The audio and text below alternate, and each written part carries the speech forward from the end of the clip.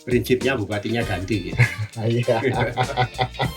Mereka berkesimpulan yang berada di kotak kosong itu paling tidak mereka yang kecewa. Sama termasuk yang kecewa.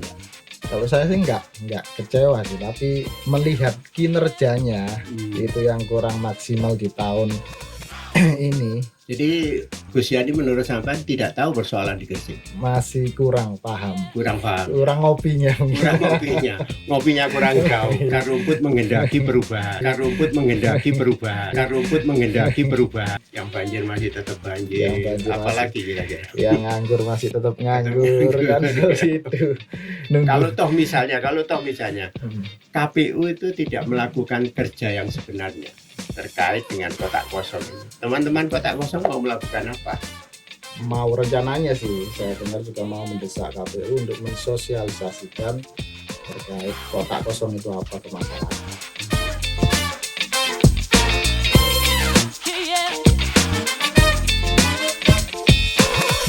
Assalamualaikum warahmatullahi wabarakatuh. Waalaikumsalam. Jumpa lagi di podcast Ngopi di Sik, Ngobrol Pagi Dialog Gresik, yang membahas berbagai persoalan di Kabupaten Gresik. Dan sekarang lagi banyak diperbincangkan orang terkait dengan siapa sebetulnya lawan dari calon tunggal Yani Alif. Gus Yani dan Dr. Alif maju, dan sampai dengan hari ini, sampai dengan perpanjangan waktu pendaftaran KPU, tidak ada seorang pun kandidat yang maju sebagai calon bupati dan wakil bupati, sehingga Gus Yani disebut sebagai calon tunggal Pilkada Kabupaten Gresik. Dan tentunya ini masih banyak diperdebatkan orang terkait bagaimana sebetulnya mekanismenya nanti. Apakah pilihannya cuma satu sehingga orang tidak punya pilihan lain? Apakah ada pilihan lain selain pilihan calon tunggal? Dan tentunya kita sudah banyak mendengar fenomena tentang kotak kosong, di mana nantinya Gus Yani dan Dr. Alif akan berhadapan dengan kotak kosong. Siapa nanti yang memenangkan, kita tunggu saja bagaimana hasil pemilihan pilkada di Kabupaten Gresik.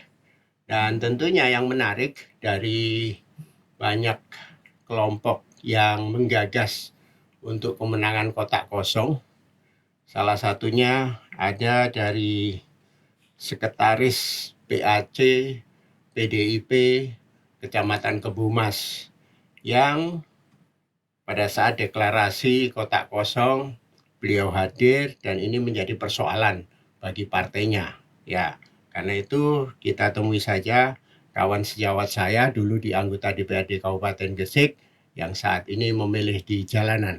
Assalamualaikum Mas Bagus. Waalaikumsalam warahmatullahi wabarakatuh. Oke, baik. Jadi hari ini kita berbincang dengan Mas Bagus Mega Bagus Saputro yang dulu anggota DPRD Kabupaten Gresik, kemudian menjabat sebagai Sekretaris PAC PDIP Kecamatan Kebumas, yang kemarin konangan itu ikut di deklarasi kotak kosong di KPU, dan ini menjadi persoalan bagi partainya. Apa saja yang diterima dari risiko-risiko yang mungkin ada karena dia seorang partai, dan partai PDIP merupakan pengusung calon Gus Yani Dr. Alif, sehingga ini menjadi persoalan bagi partainya. Dan kita perlu tahu seperti apa sepak terjang Mas Mega Bagus Saputro. Kita temui saja. Mas Bagus, sehat-sehat saja? Sehat, alhamdulillah sehat. Alhamdulillah sehat saja ya. Apa yang menarik dari kotak kosong ini? Kan kosong, nggak ada apa-apanya. Baik, kalau bicara kotak kosong ini, malah kotak kosong ini menurut pemikiran saya kotak yang akan banyak isinya, nanti bisa diisi banyak hal di kotak kosong ini, bukan karena kosong, karena daya kuatnya banyak. Iya. Apanya yang menarik ini sebetulnya? Sebenarnya kalau seumpama masyarakat menghendaki menang kotak kosong, artinya kan kita akan memperoleh pimpinan kepala daerah yang tanpa ada muatan untuk berpikir Kepentingan, ya. kepentingan, berpikir mengembalikan modal dan lain sebagainya. Oke. Itu hal-hal positif yang bisa apa didapatkan masyarakat Ya. menurut saya. Prinsipnya bupatinya ganti gitu. Iya. Kemarin sempat juga ngobrol-ngobrol dengan Cak Anam dan beberapa aktivis yang lain. Mereka berkesimpulan yang berada di kotak kosong itu paling tidak mereka-mereka yang kecewa. Sama termasuk yang kecewa enggak? Kalau saya sih nggak kecewa sih, tapi melihat kinerjanya itu yang kurang maksimal di tahun ini. Artinya kan kita butuh sosok yang tahu betul permasalahan di Kabupaten Gresik. Jadi Gus Yani menurut sampean tidak tahu persoalan di Gresik. Masih kurang paham. Kurang paham. Kurang ngopinya. Kurang ngopinya. Ngopinya kurang jauh. Atau kurang kental ngopinya. Ya. Mas Bagus. Tentu sebagai kader partai, sampean di sekretaris PAC, PDIP, Kecamatan Kebumas, adalah resiko yang diterima dari partai. Apa saja yang sudah diterima resikonya dari partai? Kalau dari partai mungkin panggilan-panggilan saja ya. Saya sudah 3 kali lah dipanggil, tapi memang berhalangan. Mangkir. Berhalangan apa mangkir? Berhalangan. Mangkir. Atau delik gitu. Iya. Sejauh ini sampean melihat kira-kira ada resiko enggak dari panggilan partai ini? Resiko sih menurut saya sih nggak ada sih. Alasannya? Alasannya kita juga berpegang dengan apa yang sering diomongkan. Kayak kebetulan saya di PDI Perjuangan, Bu Mega juga sering ngomong lah bahwa kita harus turun ke akar rumput lah. Akar rumput itu kebutuhannya apa? Ya. Kan seperti itu. Jadi ya saya sama aja sama Bu Mega. Karena menghendaki. Akar rumput menghendaki perubahan. Perubahan itu. Ya, jadi sampean berpegang teguh bahwa ini saya mengikuti amanat Bu Mega. Iya. Sesama Mega memang selalu ada di punggung kosong. Iya, Mas Bagus. Anda sudah 3 kali dipanggil, ya. Kemudian apa lagi kira-kira? Apa mungkin sampean termasuk yang dikucilkan di partai atau apa? Bisa saja. Gitu ya. Ya, bisa saja. Seperti apa bentuknya pengucilannya?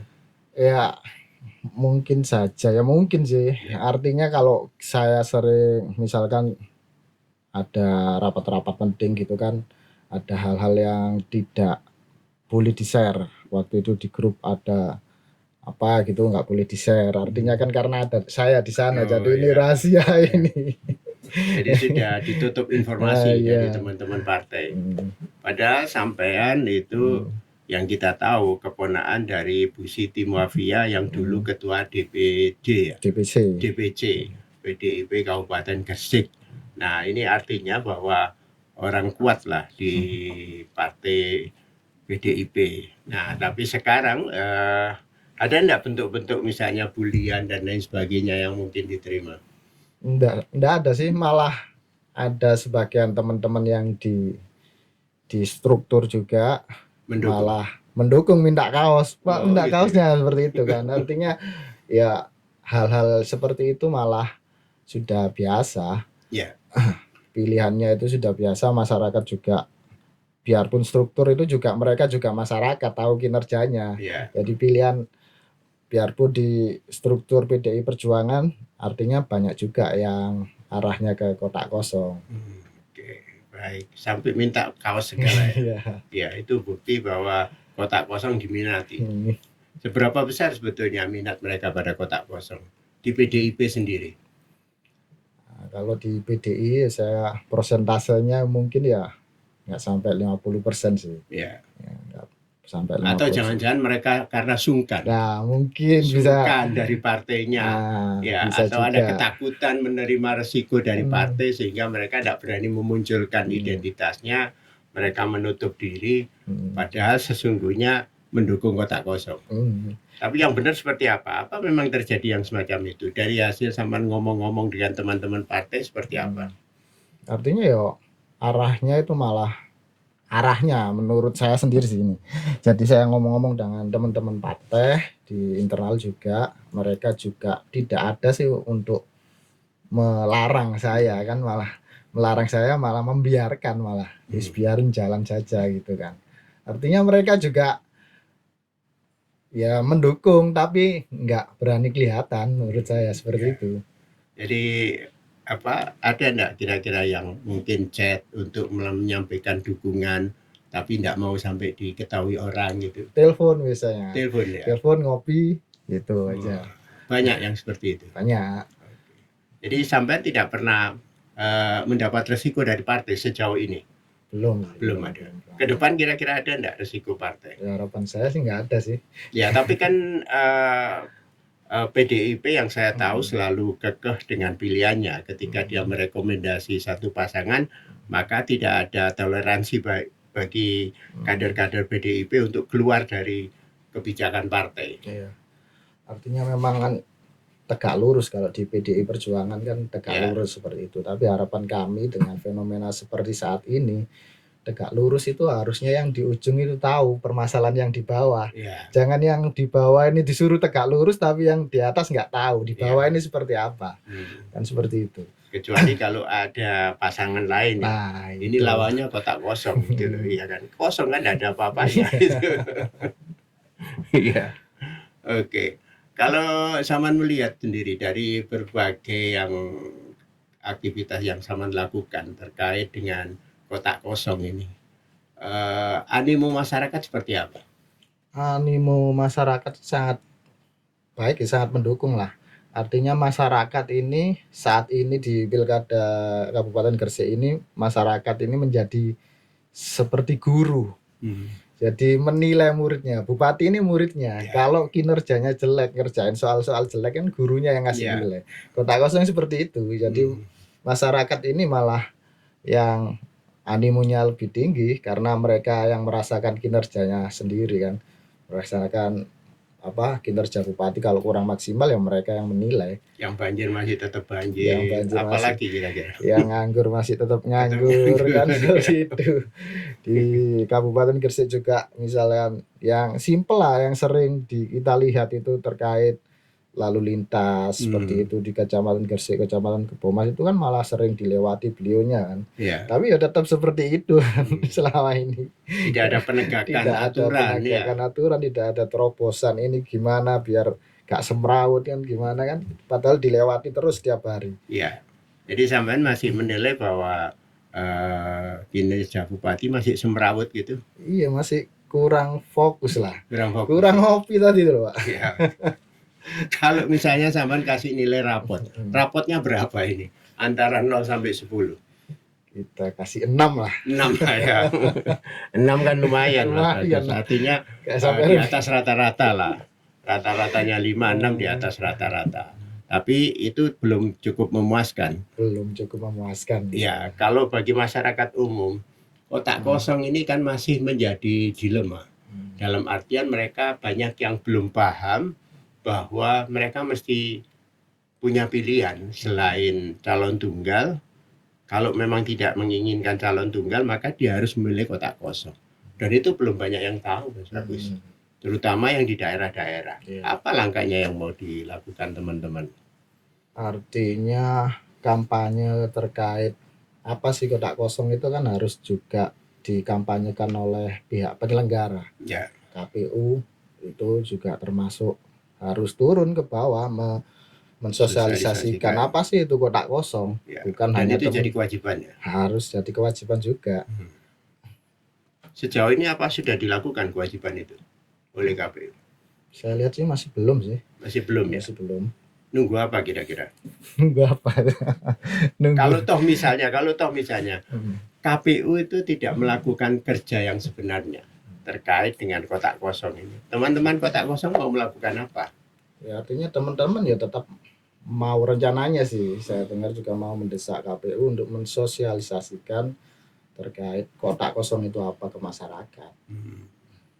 Jadi mungkin tidak ada kampanye kotak kosong mendatangkan artis dangdut gitu. Belum ada sih. Tapi memang ada salah satu teman-teman yang mempunyai ide di hari puncak itu mau mendatangkan entah artis entah apa gitu kan. Memang ada. Memang ada ya. Oke, berarti memang sudah betul-betul ada perencanaan bagi teman-teman untuk memenangkan kotak kosong. Persoalannya sekarang, Mas Bagus, dari sekian banyak pilkada yang sudah berlangsung di Indonesia ini, kotak kosong selalu kalah. Hanya beberapa daerah saja di Padang, di Makassar yang menang, yang di luar itu kalah. Apalagi yang menang itu ada alasan kuat. Ketika salah satu paslon digugurkan pencalonannya sehingga modalnya dialihkan ke kotak kosong.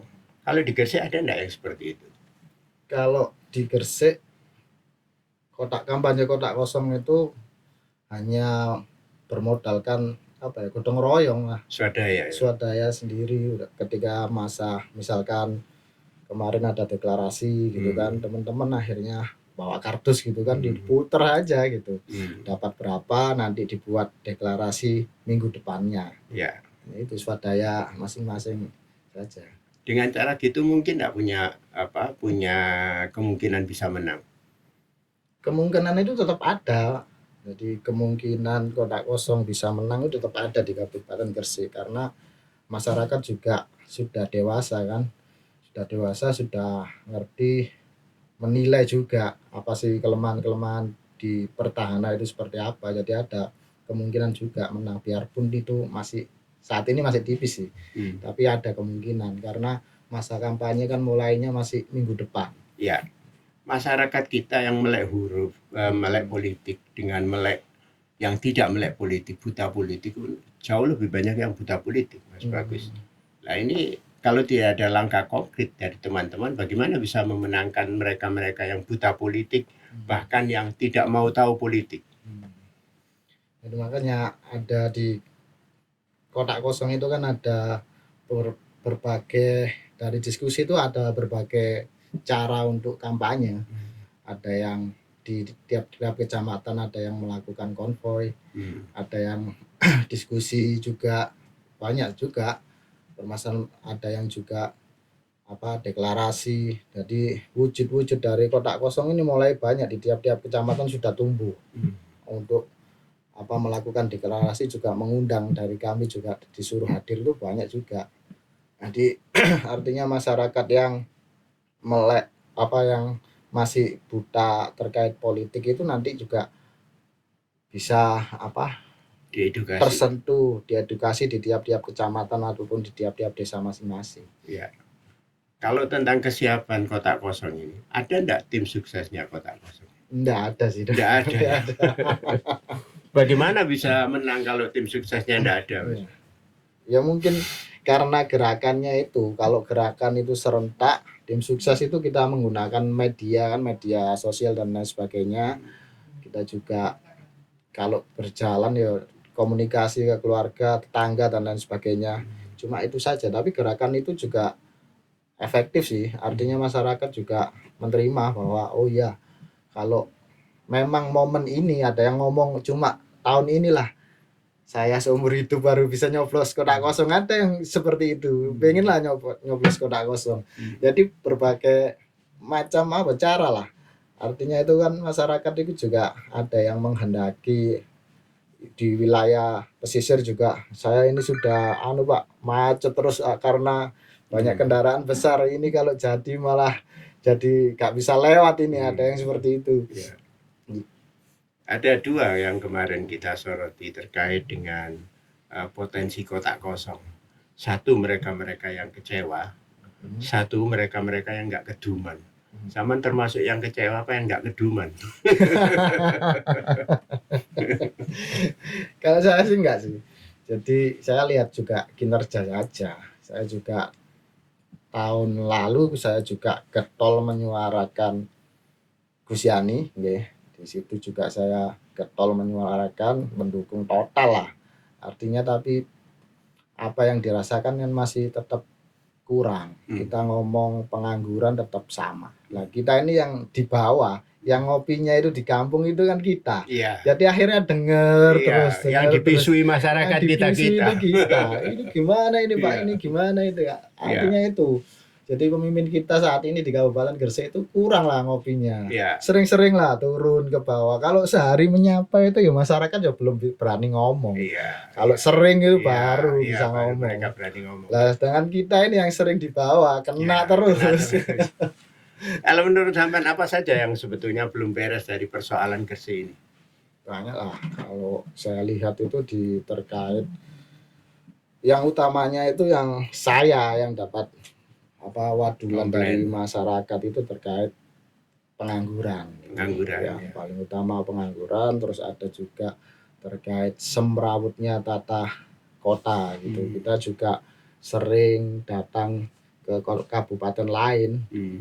Kan Bapak tahu sendiri juga Ya. kabupaten lain ini tertata rapi, tapi di Gresik ini nggak ada yang Nggak ditata ada. sama sekali. Misalkan kalau mau fokus satu kecamatan lah, nah kecamatan Gresik aja ditata kan lebih enak dilihat kan Ya. seperti itu. Tapi nyatanya sampai saat ini juga tetap sama seperti itu.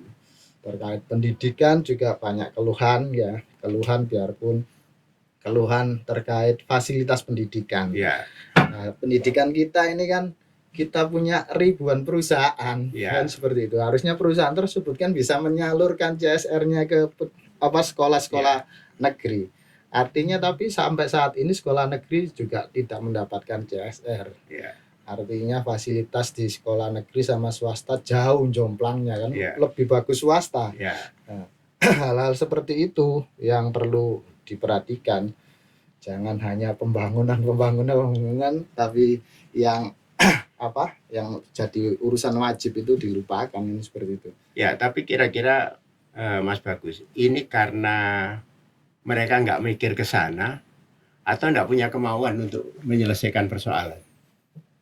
Saya rasa mereka nggak mikir ke sana. Nggak mikir ke sana. Nggak mikir ke sana sama sekali. Iya, berarti mungkin dalam mengambil aspirasi masyarakatnya belum bisa diketahui, dideteksi persoalan-persoalan masyarakat itu.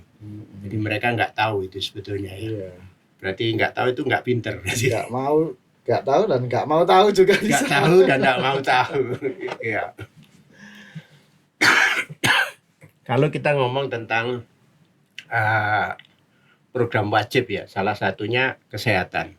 Sejauh ini kesehatan, Bupati sudah bangun rumah sakit di daerah selatan. Apa yang kurang dari kesehatan di Gresik ini? Kesehatan di Gresik masyarakat itu terkait pelayanan, Pak.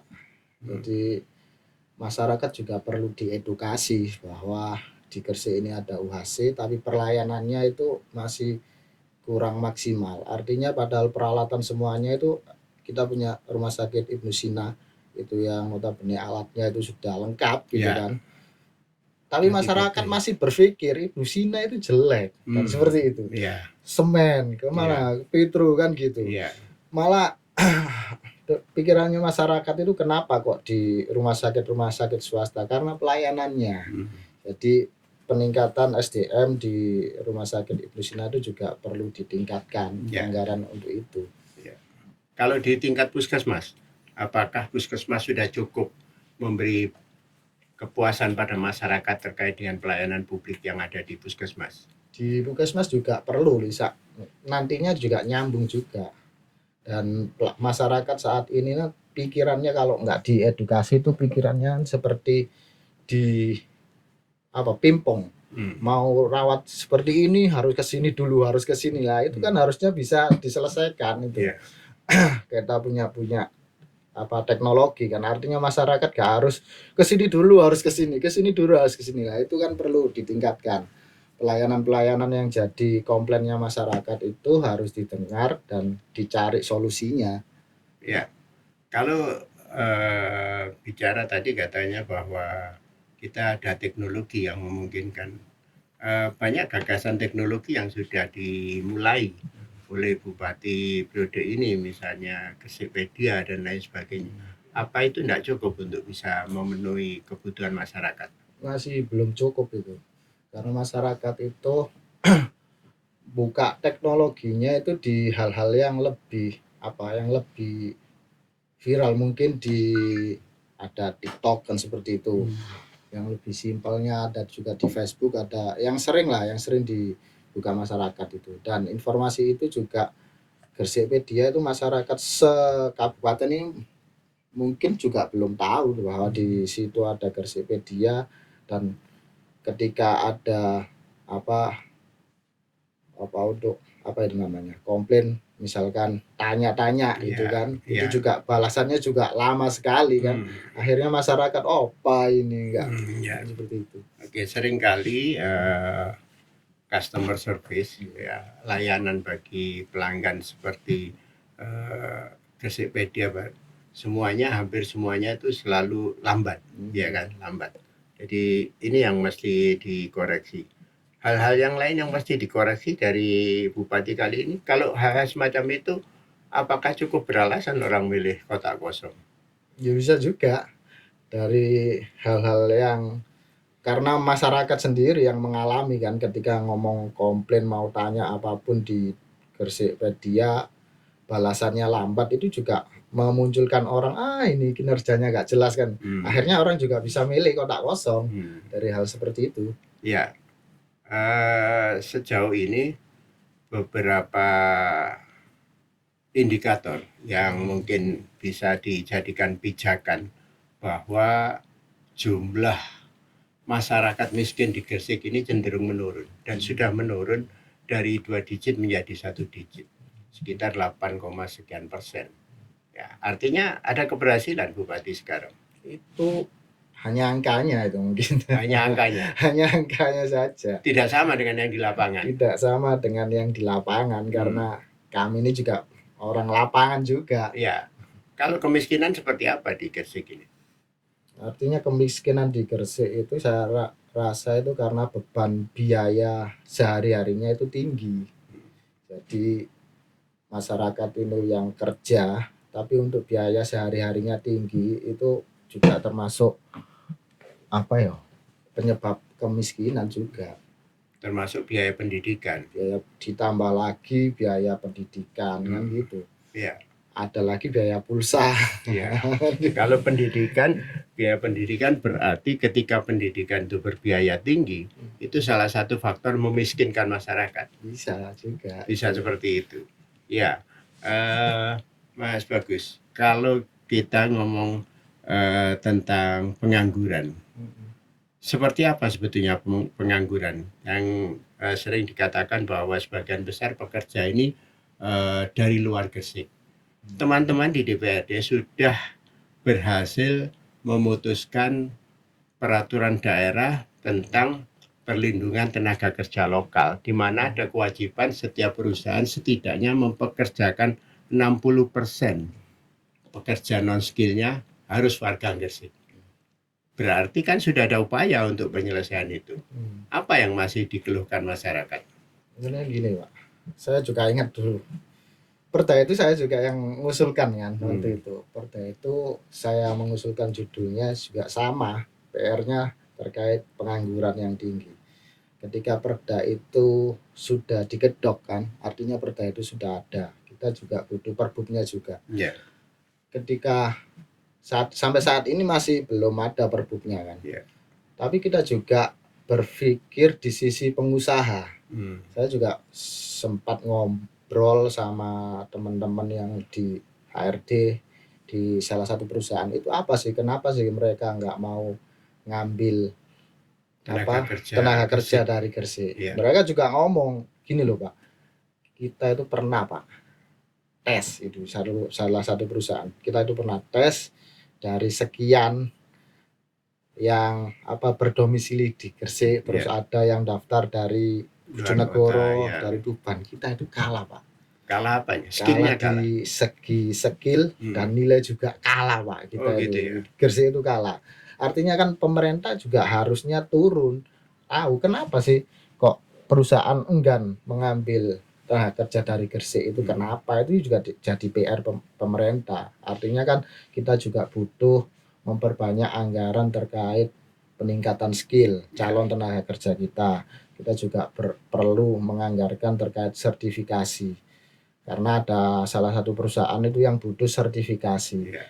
Di tempat saya di Randu Agung itu Pak, ada ketika saya ngomong kita itu punya perda seperti itu, kita juga pernah nerapkan itu. Artinya perusahaan di belakang itu di KIG ada satu perusahaan baru itu mau mencari security itu sampai ngomong ke Pak Kepala Desa. Ya, Pak Kepala Desa menyampaikan ke Pak RW disampaikan di grup WA itu kan warga ya. ke RT, kita butuh ada satu perusahaan butuh 2 Warga. security. Ya. Syaratnya security itu ada sertifikasi Grada Pratama. Di-share satu desa ya loh Pak. Nggak ada yang punya. Ya. Kan itu kan kebutuhan kita. Pemerintah itu harusnya peka. Ya. Harusnya peka, artinya kan banyak sih CSR yang bisa dialihkan untuk sertifikasi itu. Ya. Kalau mereka mau mikir sih, Ya. ternyata kan sampai saat ini nggak berpikir seperti itu. Ya. Jadi Anda lihat pemerintah tidak berpikir untuk itu. Nggak berpikir sama sekali. Ya. Ya Mas, bagus. Berarti kesimpulannya memang tenaga kerja di Gresik mutunya rendah dan banyak sertifikasi yang belum didapat oleh masyarakat Gresik. Langkah selanjutnya berarti pemerintah harus menggiatkan sertifikasi terkait dengan tenaga kerja yang ada di Gresik. Sayangnya BLK, Balai Latihan Kerja kita itu paling jelek di Jawa Timur. Paling jelek. Di kota-kota lain saya lihat luar biasa. Luas, ada asramanya, peralatannya cukup. Di Gresik sama sekali tidak seperti itu. Apa yang Anda angankan untuk penyelesaian seperti ini? Ya, kalau memang pemerintah peka, kepala daerah peka itu karena tuntutan pemerintah masyarakat kan salah satunya kan angka pengangguran yang tinggi. Ya. Angka pengangguran yang tinggi itu kan harusnya bisa dikurangi dengan diperbaiki BLK tersebut dengan anggaran yang maksimal lah. Ya. Agar nanti calon tenaga kerja dari Kabupaten Gresik itu skillnya bisa ditingkatkan di BLK kita sendiri kan seperti itu. Jadi ya untuk kedepannya mungkin solusinya hanya apa ya, karena nggak mungkin masyarakat diberi janji-janji kan seperti itu. Tahun kemarin kita berjanji nanti kalau saya terpilih saya Nawakarsa gitu. Jadi nggak bisa, ini adalah artinya kotak kosong itu solusinya, karena ketika kita punya kepala daerah yang dijabat oleh PJ, mungkin masyarakat bisa lebih menyuarakan suaranya, itu bisa ditanggapi kan, karena kepala daerah yang sekarang ini tidak menanggapi sama sekali. Ada kepentingan sendiri kan. Ya, tapi kan PJ ada banyak keterbatasan kewenangan yang dimiliki oleh PJ. Dalam artian bisa saja pembangunan ini tersendat karena posisinya sebagai PJ bukan pejabat definitif. Tapi kan PJ juga melaksanakan anggaran yang sudah disepakati kan. Ya. Artinya PJ cuma melaksanakan saja. Tapi juga artinya ketika Kabupaten Gresik dijabat PJ, aspirasi masyarakat ini lebih didengarkan oleh teman-teman dewan kan seperti itu. Saya yakin seperti itu. Selama ini tidak didengar. Selama ini kan nggak didengarkan. Ya, didengar tapi mungkin tidak bisa disalurkan. Iya. Ya, tapi berhadapan langsung antara bupati dengan kotak kosong ya, yang sampai sekarang pun masyarakat tidak semuanya tahu bahwa kotak kosong itu punya potensi untuk menang, ya kan? Sehingga banyak kemungkinan masyarakat beranggapan daripada tidak punya pilihan dan paslonnya cuma tunggal, lebih baik tidak milih. Jangan-jangan seperti itu. Banyak ada yang semacam itu. Ada Lisa, kalau saya baca di medsos juga ada sebagian yang seperti itu. Tapi teman-teman yang di lapangan yang mendukung kotak kosong juga tidak berhenti untuk mengedukasi masyarakat kan, dengan deklarasi, dengan kampanye kotak kosong. Artinya mereka juga mengedukasi masyarakat. Apa sih kotak kosong tersebut? Daripada bukan kotak kosong itu bukan daripada tidak ada pilihan, yang penting bukan seperti itu, karena kotak kosong itu bisa melakukan perubahan. Ya. Jadi kita hanya bisa ganti bupati kalau kotak kosong menang. Iya. Oh iya. Okay. Baik, Mas Bagus. Ini kalau misalnya kondisi masyarakat yang seperti saat sekarang ini, sekarang. Coblosan sekarang yang menang siapa? Coblosan sekarang Yang menang masih incumbent, masih ya. Tapi sampean melihat bahwa nantinya kotak kosong bisa menang. artinya kan posisi kotak kosong itu cuma sosialisasinya cuma masih beberapa hari sih, cuma beberapa hari aja. Artinya kemarin itu kan masih ada calon-calon, ada 3 calon kalau nggak salah kan kemarin, belum ada wacana calon kotak kosong. Jadi angka untuk menaikkan masyarakat untuk menaikkan suara kotak kosong itu masih terbuka, masih tinggi sekali di masa kampanye tersebut. Kalau kita merunut ke belakang ya, menurut Mas Bagus, kenapa kok hanya ada calon tunggal? Apakah masyarakat Gresik ini tidak ada satupun yang layak dicalonkan? Atau tidak ada yang berani dengan sekarang? Kemarin ini banyak sih. Kemarin itu kita lihat juga ada Pak Dr. Alif juga mencalonkan, ada Mas Sarul juga mencalonkan. Artinya kan banyak kader-kader partai itu yang potensial untuk mencalonkan kepala daerah. Tapi entah di akhir-akhir kok ngerucut jadi satu kan seperti itu jadi tanda tanya. Dan menurut kami sih partai-partai itu sudah aspirasi partai yang ada di kabupaten itu tidak didengarkan oleh ketua-ketua partai yang ada di pusat kan seperti itu. Artinya kalau kita lihat kemarin itu malah seumpama Rekom itu yang mengeluarkan itu kebijakannya dari DPC. Partai lokal di DPC di Kabupaten Gresik, malah Pertahanan yang nggak dapat Rekom. Kemarin kan seperti itu, sempat seperti itu. Jadi ini aneh, ini ada pengkondisian kan artinya. Atau sampean melihat bahwa ini ada sistem borong Rekom? Enggak sih, ini juga salah satunya seperti itu, tapi ini ada satu kepentingan yang kepentingan dari pusat mungkin seperti itu. Ya, berarti kemungkinan ada istana main di sini. Ada kemungkinan seperti itu. Mulyono ikut cawe-cawe.